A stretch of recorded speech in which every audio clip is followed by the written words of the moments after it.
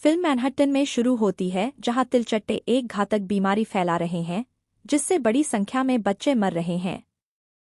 महामारी को रोकने के लिए बेताब रोग नियंत्रण केंद्र या सीडीसी के उपप्रमुख डॉक्टर पीटर मान कीट विज्ञानी सुसान टायलर को लाते हैं।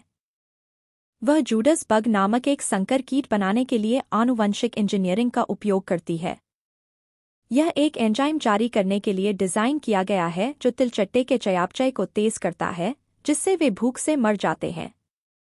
सुसान जुडास के जीवनकाल को कम करने के लिए भी डिज़ाइन करती है, यह सुनिश्चित करते हुए कि वे सभी कुछ महीनों में मर जाएं ताकि वे पारिस्थितिकी तंत्र को बाधित न करें। परीक्षण के एक दौर के बाद सीडीसी इन विशेष कीड़े को मैनहट्टन की भूमिगत सीवर नहरों में छोड़ देता है। जैसे उन्होंने उम्मीद की थी, तिलचट्टे बहुत जल्दी मिटा दिए जाते हैं। थोड़े ही समय में बीमारी का उन्मूलन हो जाता है, लाखों बच्चे बच जाते हैं और पीटर और सुसान की शादी भी हो जाती है। 3 साल बाद मैनहट्टन की एक इमारत में एक पादरी को एक रहस्यमय हमलावर से भागते हुए देखा जाता है। वह जल्दी से छत की ओर भागता है और इमारत के किनारे से नीचे उतरता है। हालांकि हमलावर जल्द ही उसे पकड़ लेता है, जिससे पुजारी अपना पैर खो देता है। वह नीचे की गली की ओर गिर जाता है और टक्कर लगने से उसकी मौत हो जाती है। कुछ ही क्षणों बाद चुई नामक एक पड़ोसी इमारत का एक युवा ऑटिस्टिक लड़का पुजारी के शव को सीवर में घसीटे जाते हुए देखता है। वह हमलावर के जूतों को देखता है, लेकिन यह नहीं बताता कि उसने अपने पिता मैनी को क्या देखा था। कहीं और पीटर को एक जांच स्थल पर बुलाया जाता है जहां पुलिस को अवैध अप्रवासी मिले हैं और वे उन्हें एक इमारत में रख रहे हैं। पीटर का सहयोगी जोश उसे बताता है कि निवासियों को पीला बुखार है। यह इमारत एक अवैध पसीने की दुकान के लिए भी एक अग्रभाग है जिसे पुजारी द्वारा चलाया जा रहा है, जो पहले गिरकर मर गया था। पीटर तब इमारत में सभी को संरोध करने का आदेश देता है, जिसमें दृश्य के पहले उत्तरदाता भी शामिल हैं। कहीं और सुसान एक दोस्त के साथ अपनी प्रयोगशाला में आती है जहां 2 पड़ोसी लड़के कीटों के नमूनों का संग्रह बेचने के लिए उत्सुक होते हैं। कई अन्य नमूनों के बीच बच्चे सुसान को 10 रुपए में एक अजीब बग देते हैं जो उन्हें मेट्रो में मिला था। कीट विज्ञानी प्रस्ताव को स्वीकार कर लेता है और बच्चे उसे एक अनाज का डिब्बा देते हैं जिसमें जीव होता है। लेकिन वह तुरंत इसे नहीं खोलती क्योंकि उसे और उसके दोस्त को बहुत काम करना होता है। कुछ घंटों बाद सुसान ने देखा कि अनाज का डिब्बा काफी हिंसक रूप से हिल रहा है। वह अपना उपकरण लेती है और डिब्बे को काटती है, केवल एक चौंकाने वाली खोज करने के लिए। अजीब बग बिल्कुल जूडस के समान दिखता है, जिसे उसने 3 साल पहले बनाया था। जब सुसान उस प्राणी की जांच करने की कोशिश करती है तो वह उसके दस्तानों से चिपक जाता है। इसलिए वह जल्दी से इसे एक स्केलपेल से छुरा घोंपती है और इसे एक ट्रे पर रखती है। इसके बाद सुसान अपने पुराने शोध टिप्पणियों की समीक्षा करती है, खोजती है कि क्या जूडस बग के समान प्रजाति। वह इसमें इतनी उलझी हुई है कि वह अपनी खिड़की के पास आ रही एक अजीब आकृति को नहीं देखती है। छायादार हुड वाली आकृति उसकी प्रयोगशाला में प्रवेश करती है और ट्रे में अपना रास्ता बनाती है जहां जूडस बग को पिन किया जाता है। इस बीच सुसान कीट के रक्त के नमूने से एक पुष्टिकरण एंजाइम परीक्षण करती है। परिणाम उसके डर की पुष्टि करते हैं कि यह वास्तव में 3 साल पहले का जूडस बग है। उसके विचारों की गति अचानक एक गड़गड़ाहट की आवाज से बाधित हो जाती है। सुसान अपनी प्रयोगशाला के चारों ओर देखती है और देखती है कि कीड़े गायब हो गए हैं। वह अंधेरे में एक छाया को घूमते हुए भी देखती है, लेकिन यह समझ नहीं पाती कि वह क्या है। अचानक आकृति उसके पास से खिड़की से बाहर उड़ती है। उस रात सुसान पीटर को सूचित करती है कि उसे बच्चों से जो नमूना मिला है वह निस्संदेह जूडस बग है। बाद वाला आश्चर्यचकित है, यह जानते हुए कि जूडस कीड़े केवल एक पीढ़ी के लिए जीने के लिए बनाए गए थे। इससे भी अधिक हैरान करने वाला तथ्य यह है कि नमूना सिर्फ एक बच्चा था। इसमें कोई संदेह नहीं है कि ये कीड़े न केवल जीवित हैं बल्कि प्रजनन भी कर रहे हैं। अगले दिन पति और पत्नी निकटतम सबवे स्टेशन पर जाते हैं जहां वे उन 2 लड़कों से मिलते हैं जिन्होंने कीड़े को बेचा था।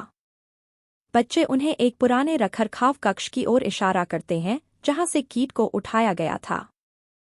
सुसान और पीटर फिर पुराने कमरे में प्रवेश करते हैं, जहां उन्हें एक धातु की अलमारी के पीछे एक छिपा हुआ छेद मिलता है। लेकिन इससे पहले कि वे आगे की खोज कर पाते, लियोनार्ड नाम का एक स्थानीय पुलिसकर्मी अंदर घुस जाता है। वह दंपति को बिना अनुमति के कमरे में प्रवेश करने के लिए फटकार लगाता है और उन्हें बाहर निकलने के लिए मजबूर करता है। पीटर पागल हो जाता है, लेकिन उचित कागजात के साथ किसी और समय लौटने के लिए सहमत हो जाता है। इसके तुरंत बाद सुसान की मुलाकात चू और मैनी से होती है, जो मेट्रो पर भी हैं। उसे पता चलता है कि चू एक बेहद बुद्धिमान बच्चा है, जो चीज़ों को बहुत जल्दी याद कर सकता है। उस रात देर से घर पर चूहे को पड़ोसी संगरोध इमारत से आने वाली अजीब क्लिक करने की आवाज़ें सुनाई देती हैं। उसके पिता सो रहे हैं, इसलिए बच्चा खुद ही सारी जांच करने के लिए अंदर जाता है। अंदर वह एक चैपल पाता है, जिसमें सब कुछ ढक दिया जाता है, जबकि क्लिक करने की आवाज़ें तेज हो जाती हैं। बच्चा आवाज़ की नकल करना शुरू कर देता है और जल्द ही एक आकृति जो एक ओवरकोट में एक व्यक्ति की तरह दिखती है, उसके पास आती है। इसी तरह की एक और आकृति उसके पीछे आती है और वे छोटे लड़के को घेरने लगते हैं। इससे पहले कि हम देखें कि चू के साथ क्या हुआ, दृश्य मैनहट्टन में एक जल उपचार संयंत्र में स्थानांतरित हो जाता है। सफाई कर्मचारी फिल्टरिंग टैंकों से किसी प्रकार के मृत प्राणी को बाहर निकालते हैं और शुरू में संदेह करते हैं कि यह एक बच्चा है। लेकिन करीब से निरीक्षण करने पर उन्हें पता चलता है कि यह किसी प्रकार का एक विशाल कीट है। अगले ही दिन सुसान को जल उपचार संयंत्र में जाने के लिए फोन आता है। वह जल्द ही अपने दोस्त के साथ आती है और वे पकड़े गए नमूने की जांच करते हैं। अपने डर के लिए उन्हें एहसास होता है कि यह एक जूडस बग है, लगभग कुत्ते जितना बड़ा। सुसान प्राणी की तस्वीरें लेती है और अपने दोस्त से विस्तृत विश्लेषण के लिए उन्हें प्रयोगशाला में पहुंचाने के लिए कहती है। इस बीच मैनी को पता चलता है कि चू लापता है। वह जल्दी से देखता है कि उसके बिस्तर के पास की खिड़की खुली है और अनुमान लगाता है कि छोटा लड़का उनके बगल की इमारत में गया होगा। कहीं और पीटर और जोश एक परमिट के साथ मेट्रो स्टेशन पर वापस जाते हैं और वहां पुलिस वाले लियोनार्ड से मिलते हैं।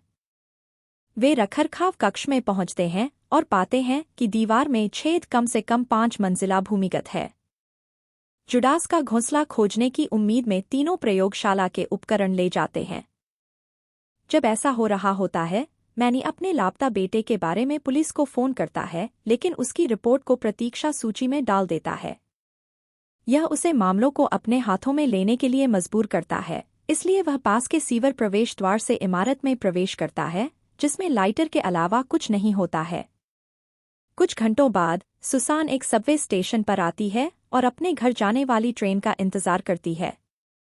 उसी स्टेशन के ठीक नीचे लियोनार्ड, जोश और पीटर को दीवारों पर मल वाला एक कमरा मिलता है।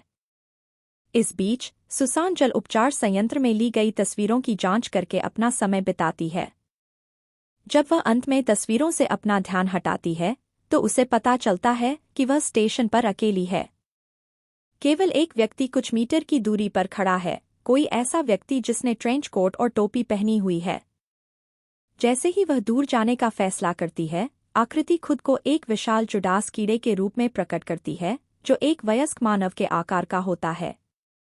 एक डरी हुई सुसान भागने लगती है, लेकिन जानवर आगे उड़ता है और उसे स्टेशन के नीचे सुरंगों में ले जाता है।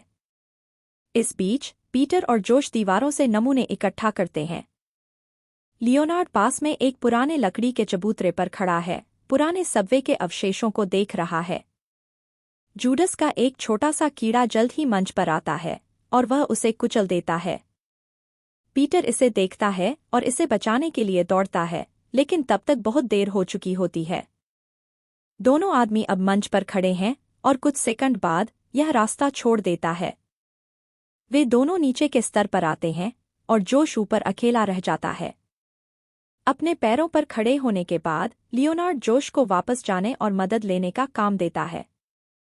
बाद वाला शुरू में हिचकिचाता है, लेकिन महसूस करता है कि उसके दोस्तों को वापस लाने का कोई दूसरा तरीका नहीं है।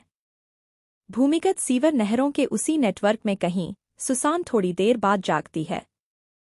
वह कई सड़े हुए मानव शरीरों को देखती है और अपना बचाव करने के लिए पास के धातु के पाइप को पकड़ती है।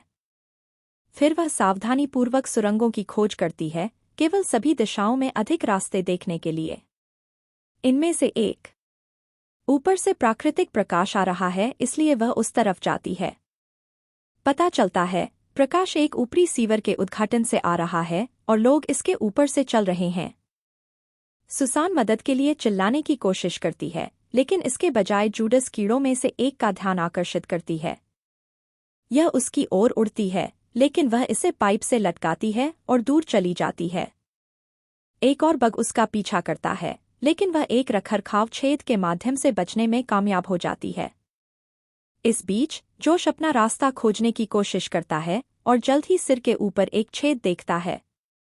वह बाहर चढ़ने की कोशिश करता है, लेकिन गिर जाता है, एक जोरदार गड़गड़ाहट करते हुए जो आसपास के कीड़े को जगा देता है। भयभीत होकर जोश जल्दी से वापस ऊपर आता है, एक रस्सी के लिए पहुंचता है, लेकिन जानवर उसका पैर पकड़ लेते हैं। जल्द ही उसके मुंह से खून बहने लगता है और दुर्भाग्य से उसकी मौत हो जाती है। दूसरी ओर सुसान उसके ऊपर की गति सुनती है और उस धातु के रखरखाव छेद को देखती है जिससे वह बच गई थी। उसे आश्चर्य होता है कि वह मैनी को देखती है, जो अपने बेटे की तलाश कर रहा है। पास में पीटर और लियोनार्ड खाई का पता लगाते हैं, यह मानते हुए कि जोश जल्द ही मदद के साथ वापस आ जाएगा। लियोनार्ड तब एक पुरानी ट्रेन कार को देखता है और पीटर को इसके बारे में बताता है, लेकिन पीटर को इसमें कोई दिलचस्पी नहीं है। इस समय मैनी पास की एक सुरंग से बाहर निकलता है और उन्हें सुसान के बारे में बताता है। इसके तुरंत बाद 3 आदमी उसे वापस उठने में मदद करते हैं, लेकिन एक जूडस बग हंगामा सुनता है और उनकी दिशा की ओर आने लगता है।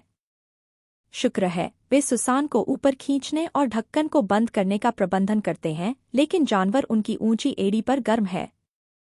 वे बड़ी खाई में भागते हैं और ट्रेन की कार में छिप जाते हैं। लियोनार्ड तब अपनी बंदूक निकालता है और कीड़े पर कई राउंड फायर करता है, लेकिन यह आता रहता है। इस बीच पीटर ट्रेन कार के दरवाजे को बंद कर देता है और कीड़े आधे रास्ते में फंस जाते हैं। यह खुद को खींचने की कोशिश करता है, लेकिन अंत में अपने शरीर को फाड़ देता है और ऊपरी आधा हिस्सा एक सीट के नीचे रेंगता है। पीटर तब लियोनार्ड को इसे बाहर निकालने में मदद करता है ताकि वे इसे मार सकें। वे कीड़े को बाहर खींचते हैं, लेकिन लियोनार्ड क्षणिक रूप से अपने गार्ड को छोड़ देता है, जो प्राणी को उसके पैर को काटने के लिए पर्याप्त समय देता है। फिर भी वह कई और गोलियां चलाता है, अंत में उसे मार देता है।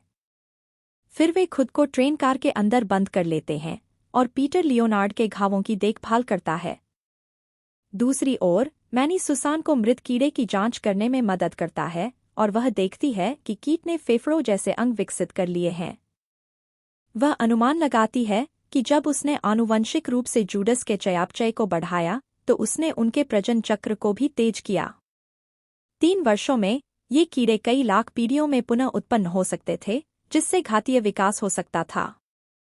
वह यह भी कहती है कि जंगली जानवर कभी-कभी अपने शिकारियों की नकल करने के लिए विकसित होते हैं, जो समझा सकता है कि जूडस कीड़े क्यों छिपे हुए हैं। अब यह स्पष्ट हो जाता है कि ये कीड़े मनुष्यों की नकल करने के लिए विकसित हुए हैं। अचानक जुडास कीड़ों का एक झुंड ट्रेन कार पर हमला करता है। सुसान को पता चलता है कि लियोनार्ड के घाव से खून उन्हें आकर्षित कर रहा है। इस प्रकार वह मृत कीड़े की सुगंध ग्रंथियों को लेती है, उन्हें पूरे केबिन में रगड़ती है और सभी को अपने शरीर के साथ ऐसा करने के लिए कहती है। यह योजना सौभाग्य से काम करती है, क्योंकि चुटीले कीड़े भ्रमित हो जाते हैं और वहां से चले जाते हैं। कुछ क्षणों बाद लियोनार्ड को रेलवे स्टेशन का एक पुराना नक्शा मिलता है और वह देखता है कि उनके पास भागने का मौका हो सकता है। ट्रेन को निकटतम निकास की ओर ले जाने के लिए उन्हें पटरियों को बदलने और एक फ्यूज बॉक्स को फिर से तार करने की आवश्यकता होती है। पीटर ने फैसला किया कि उसे और मैनी को ही बाहर जाना चाहिए। इसलिए दोनों सुगंध ग्रंथियों को अपने ऊपर रगड़ते हैं और कार्य के लिए अलग हो जाते हैं। मैनी ट्रैक स्विच की ओर जाता है, जबकि पीटर फ्यूज बॉक्स की ओर जाता है। कई तनावपूर्ण मिनट बीत जाते हैं जब मैनी ट्रैक स्विच की खोज करता है, लेकिन इसके बजाय चू को ढूंढ लेता है। पता चला कि छोटा बच्चा कीड़ों से बच गया क्योंकि वह उनकी आवाज़ों की नकल कर सकता था। जैसे ही मैनी अपने बेटे को पकड़ने की कोशिश करता है, एक जूडस पीछे छिप जाता है और उसकी छाती में छुरा घोंप देता है। गरीब चूहे दहशत में चिल्लाता है क्योंकि उसके पिता को मौत के घाट उतार दिया जाता है। लियोनार्ड और सुसान इसे ट्रेन कार की गंदी खिड़कियों से देखते हैं। तबाह होने के बावजूद वह चुपके से बाहर निकलने का फैसला करती है और उम्मीद है कि छोटे बच्चे को सुरक्षित वापस ले जाएगी। कुछ सेकंड बाद पीटर फ्यूज बॉक्स को चालू कर देता है और कार की रोशनी चालू हो जाती है। लियोनार्ड तब ट्रेन का इंजन शुरू करता है, लेकिन यह एक समस्या में चला जाता है और धूम्रपान करना शुरू कर देता है। उसका बहुत खून भी बह रहा है, जो निश्चित रूप से जानवरों को आकर्षित करेगा। इसलिए वह खुद को बलिदान करने का एक सचेत निर्णय लेता है ताकि दूसरे बच सकें। इस समय तक सुसान चू को पकड़ लेती है और वे ट्रैक स्विच की ओर बढ़ते हैं। इस बीच पीटर को एक छोटी सी लिफ्ट मिलती है जो सतह तक जाती है। लियोनार्ड, जो यह सब देख रहा है, महसूस करता है कि समय आ गया है।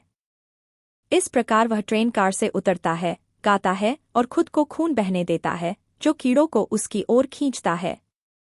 तट अब साफ होने के साथ पीटर चू और सुसान की ओर झुकता है और उन्हें छोटी लिफ्ट पर ले जाता है। वे अंदर घुस जाते हैं, लेकिन पीटर पीछे रह जाता है क्योंकि वह कीड़े को सतह पर भागने देने के बजाय यहीं रोकना चाहता है।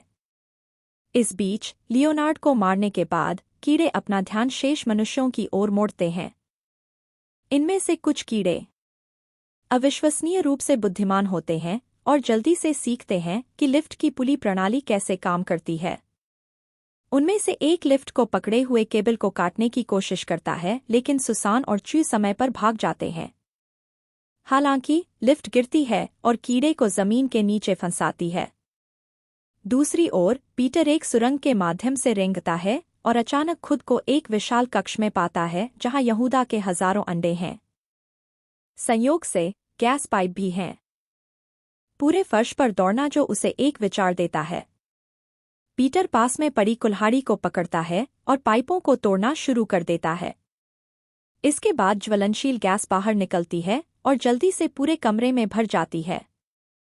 कुछ ही क्षणों बाद कई वयस्क मादा कीड़े उस सुरंग को ढूंढ लेते हैं जिसके माध्यम से पीटर चुपके से आया था। वे जल्दी से उसकी ओर उड़ते हैं, इसलिए पीटर अपनी जेब से एक लाइटर निकालता है और गैस को जलाने की कोशिश करता है। दुर्भाग्य से हल्का खराब हो जाता है और नीचे सीवर के पानी में गिर जाता है। यह एक हताश पीटर को एक चिंगारी बनाने के लिए स्टील पर अपनी कुल्हाड़ी मारने के लिए मजबूर करता है। जैसे ही जूडस के कीड़े उस पर उतरते हैं, पीटर गैस को भड़काने में कामयाब हो जाता है और पूरी सीवर प्रणाली में विस्फोट हो जाता है। ऊपर की सड़कों पर उपयोगिता छेद कवर हवा में छोड़ दिए जाते हैं, कारें जलती हैं और सीवर से आग निकलती है। सुसान और चूये, जो सीवर प्रणाली से काफी दूर ट्रेन की पटरियों तक पहुंच गए हैं, भी विस्फोट के कारण कई फीट दूर फेंक दिए जाते हैं। हालांकि उनकी समस्याएं केवल तभी बढ़ती हैं जब उपजाऊ नर जूडस कीड़ा पास में दिखाई देता है। सुसान देखती है कि उनकी दिशा में एक ट्रेन आ रही है और जल्दी से एक योजना बनाती है। वह पुरुष का ध्यान आकर्षित करने के लिए खुद को घायल करती है और आने वाली ट्रेन की ओर भागती है। जूडस बग उसका पीछा करता है और ट्रेन से टकराने से ठीक पहले वह रास्ते से कूद जाती है। लेकिन बग इतना भाग्यशाली नहीं है क्योंकि यह ट्रेन के पहियों के नीचे फंसा हुआ है। सुसान तब चू को पाती है और उसे सुरक्षित स्थान पर खींच लेती है। कुछ समय बाद अग्निशामक, पुलिस और चिकित्साकर्मी सड़कों पर उमड़ते हैं, सब कुछ नियंत्रण में लाने की कोशिश करते हैं। सुसान और चूहे को भी बचा लिया गया है और एक अधिकारी उन्हें बताता है कि सभी कीड़े समाप्त कर दिए गए हैं। कुछ ही समय बाद पीटर भूमिगत सबवे स्टेशन से चढ़ता है। पता चला कि गैस विस्फोट तक पहुंचने से ठीक पहले वह सीवर के पानी में कूदने में कामयाब रहा था। जैसे ही फिल्म समाप्त होती है, सुसान और चूहे उसकी ओर दौड़ते हैं और तीनों घनिष्ठ रूप से गले मिलते हैं।